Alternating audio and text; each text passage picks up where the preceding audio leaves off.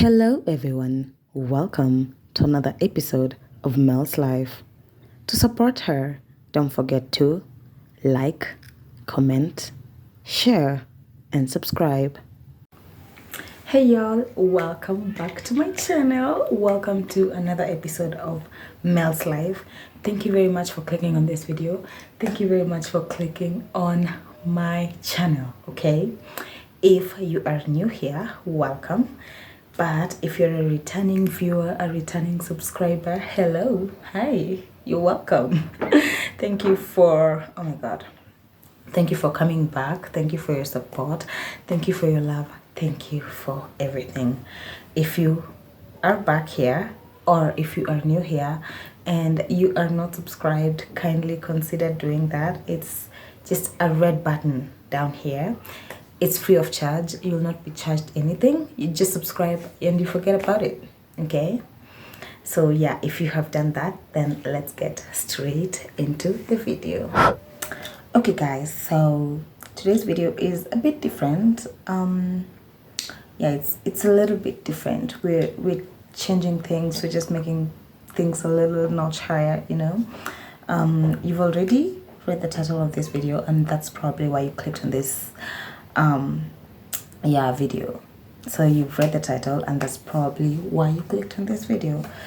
And before I continue talking, I just want to make you guys know I have a cold and I keep on coughing. Like, I need a break, so you'll see me sipping water and probably coughing here and there. But forgive me about that. It's just life, like the things that you cannot avoid in this life, okay?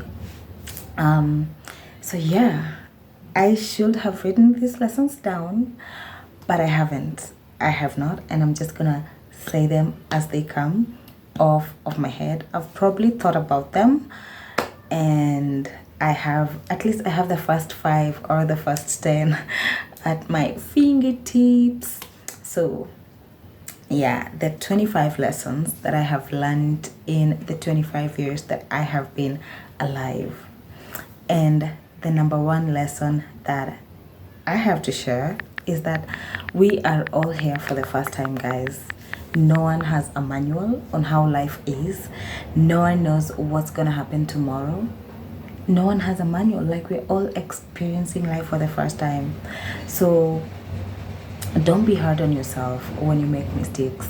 Don't be so harsh on yourself when you make mistakes, because you're also just experiencing this life for the first time, as much as I am. You don't know what will happen tomorrow. I don't know what will happen tomorrow. Your pastor does not know what will happen tomorrow. So why are you being so hard on yourself? Okay, just be nice to yourself. Yeah, that is number one. We're all here for the first time. No one knows what tomorrow holds, so let's just live life. Let's not too much YOLO, but YOLO. But what I say is, you only die once, you live every day. So I don't believe in YOLO. You don't only live once. You live today, you live tomorrow, you live the next day. You will only die once, maybe. But what we just know so far is you only live once. The second lesson that I have learned is that you need to be nice to yourself. You need to be more kind to yourself. You need to be more loving to yourself. You need to be compassionate with yourself. And this is in an instance where, for instance, you have made a mistake and you are just too harsh on yourself. Like, girl, be nice to yourself. Imagine the way you treat yourself if everybody else treated you like that. Like, for example, you make a mistake, yeah? And you're like, I should have done better.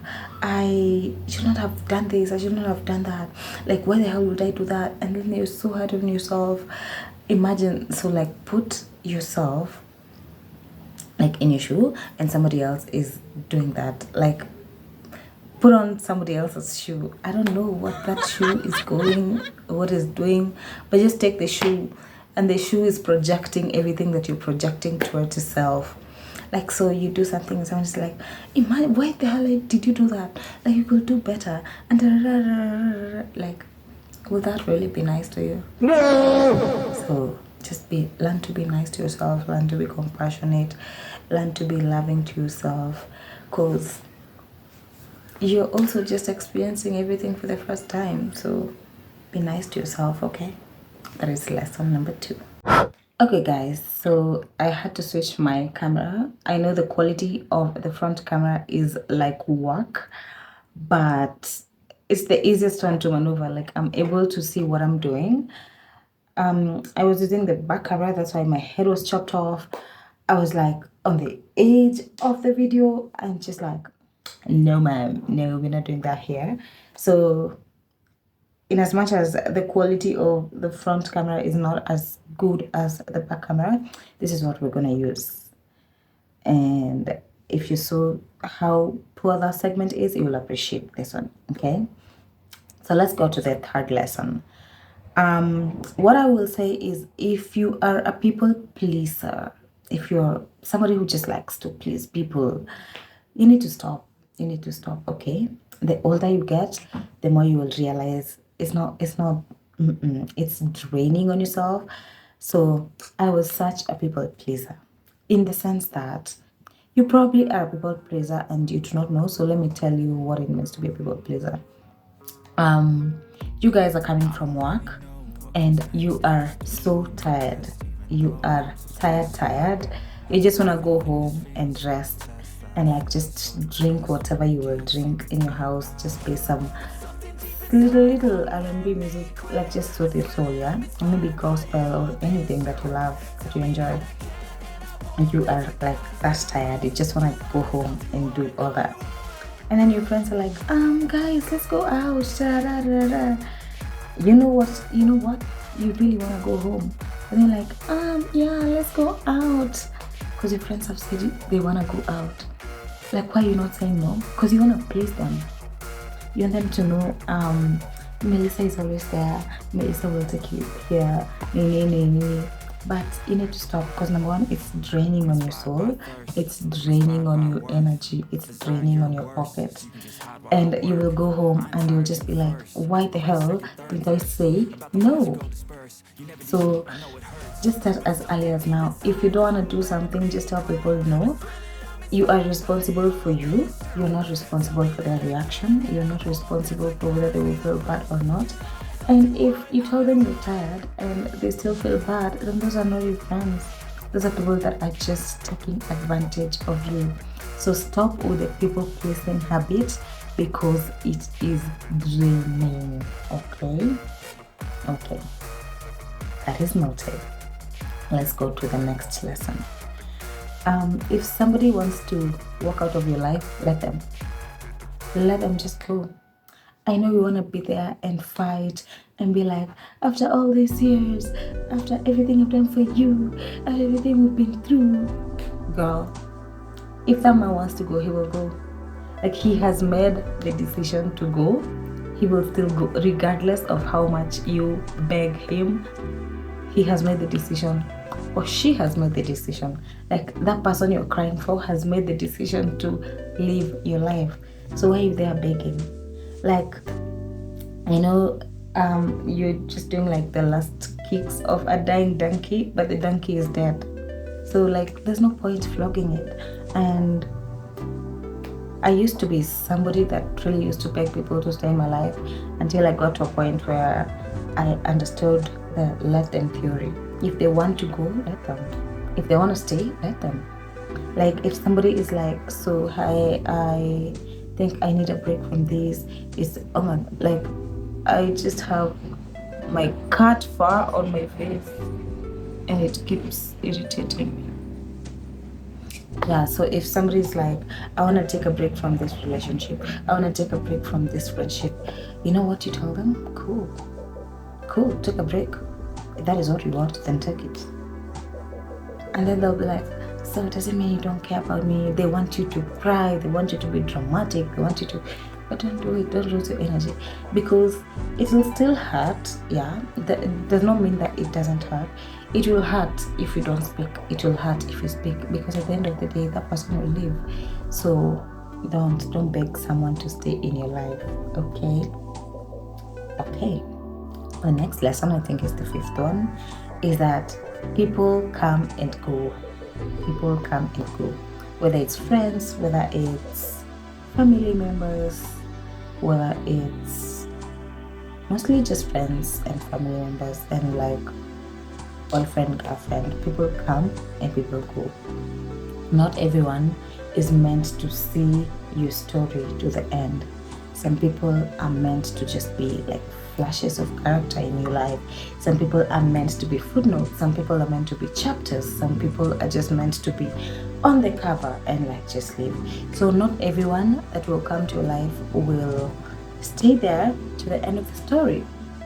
And I learned this after like so people pleasing and like commandeering people to be in my life, like getting stuck on people. Like you also need to learn that there are people who will just come to your life to make it smooth, to make you get to the next level. Okay? And the people who will come to your life like just for help. When you need help, you text them. When they need help, they text you, and that's it. That's the level of friendship they have in your life. Not everyone has to come to your life and you go out partying with them and you tell them your secrets. You tell them the things you're going through in life. You tell no, don't do that.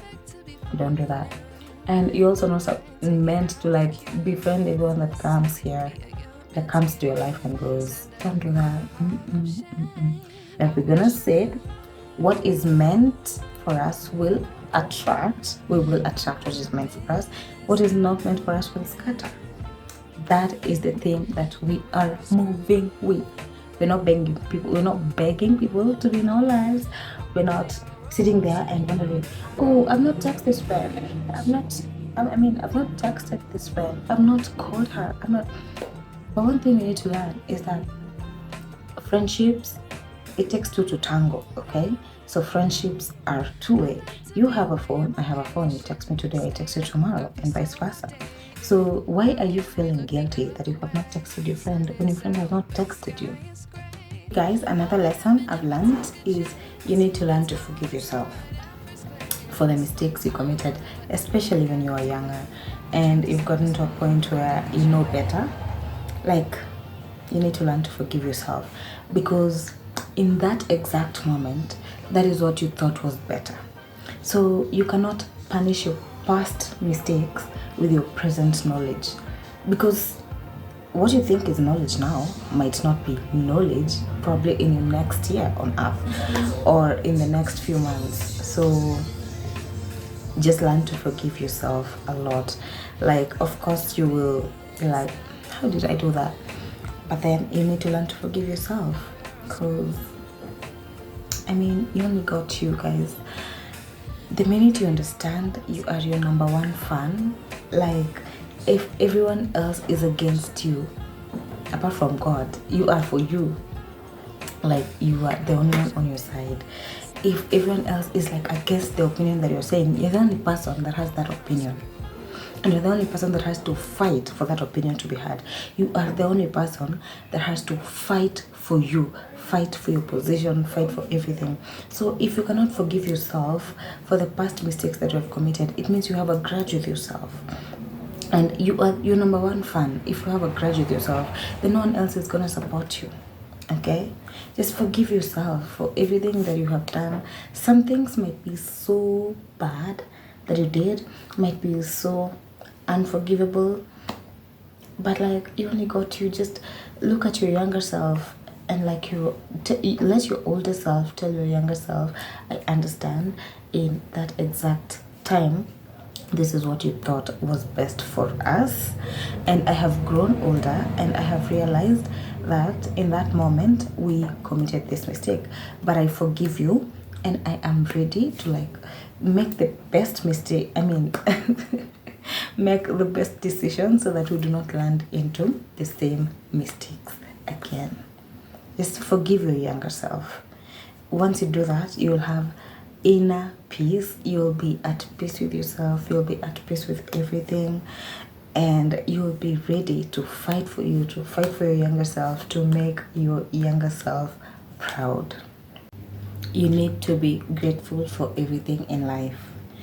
Like, money will never be enough, number one. Let's just agree on that. Money will never be enough, guys. That is why we have Elon Musk still working. That is why we have Bill Gates still working. So who the hell do you think you are for money to be enough for you? Money will never be enough. But the little that we have, we're gonna be grateful. That little house that we have, we're gonna be grateful about it.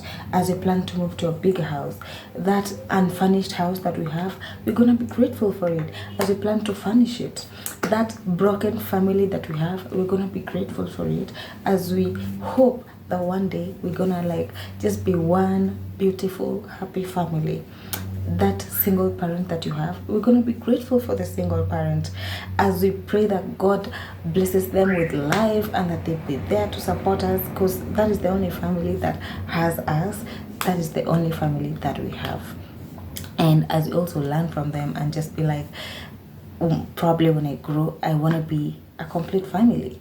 Like, it does not mean that a single parent is not a complete family. Don't get me wrong. I have nothing against single parents. But, you know, like the nuclear family that we learn in school, the father, mother, family members, father, mother, children, I mean, like, probably that is something that you desire, having come from a single family and everything and all that. But we're going to be grateful for where we are in life so that we plan to get to the next steps in life. Okay, we're going to be grateful. We always be grateful. As human beings, we tend to complain a lot more than we're grateful. But we need to, I have learned that I need to be more appreciative. And the moments that I have been appreciative in life, I have understood that things have also multiplied in my life. Like, things are just happening and God is like, probably, okay, this child, this is the grateful child. I need to bless this one. This one that is complaining, let them go back on the line. Let them go back. The grateful child, come here, grateful child. But yeah, just learn to be grateful, learn to be prayerful, and be grateful to God for everything that happens in your life. You need to be grateful for that. Number, I don't even know what number this is. I'll probably just put it on the screen as I edit. But the next lesson is that you will need to heal, and healing takes a process. Healing takes a process. It's not an automatic thing. And sometimes you might not even know you need healing, but whenever it happens, it will happen. And you will grow through all the stages of grief. You'll probably be grieving a life that you should have lived, a life that you thought you will live. And there's this TikTok video I saw about people grieving the lives they thought they would be living, but they're not living. And I, for instance, thought that by 25, I'll be like established. I'll be that girl. I'll have my apartment. I mean, I have my house there, but it's not like my dream. So, like, I'll have my dream home. I'll have my man. I'll be driving. I'll just like be traveling, and I'll have my career stable and everything. Like, that is my vision. That is the kind of life that I want. I want to be a working girl. I don't want to be a stay-at-home girlfriend. I don't want to be a stay-at-home mom. I didn't get here just to get here. If I wanted to be a stay-at-home mom, I would not have gone to school. Okay? So yeah, I probably thought that by this time in my life, maybe things will be clearer, things will have taken shape, and everything will just be clear, crystal clear, like, come from this, do that. And that is what most people were saying in that YouTube video. I mean, oh my god, in that TikTok video and people, oh my god. So most people were in their 30s and they were advising people in their 20s, like, if you can still do it, then do it, so that you don't get to a point where you are grieving the time when you have kids and everything. And I took it as such a lesson. And so I started my healing journey. First of all, it just hit me. I didn't know I needed healing. I didn't know. And I went through all the stages of grief. I was angry at myself. Like, how the hell did you do this? How could you do that? Maybe by now you would have been here in life, and maybe things would have taken shape, and da-da-da-da-da. And so I cried every day. Like, I was angry at myself, and then I had to forgive myself, and I had to accept that things just happened the way they happened. Like, I have no control over certain things. Like I have no power over it. Like I have no power over time. Yeah, like if I choose to study something that takes like 7 years, like I have no control over that. Like there's nothing I would have done different. Maybe I would have started a business, but no, there's nothing I would have done different. Like things that are beyond your control will just like happen regardless. Like death will just happen, things will just happen, but you need to like take the time to heal.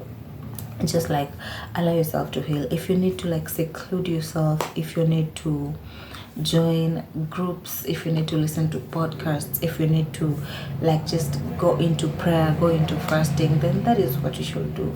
Just ensure that you heal, and once your inner parts are clean, like not literally, like once your spirit and your soul are clean, then the next thing that will be clean will be your body, and then it will just be like a clean vessel, and you'll start living life, and you'll start enjoying life, and life will be a bliss.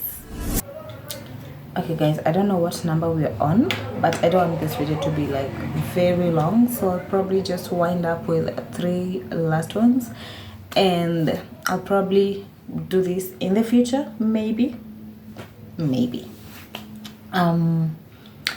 So the next one is comparison is a thief of joy. We all know this. We know this. Comparison is a thief of joy, and we're human beings. We are weak. We want to compare ourselves probably to people we were with in primary school, in high school, in campus, like their lives are doing well. Why the hell is mine like this? Like why is it always me? Why is it just mbona mi ndo funzo kwa wenzangu?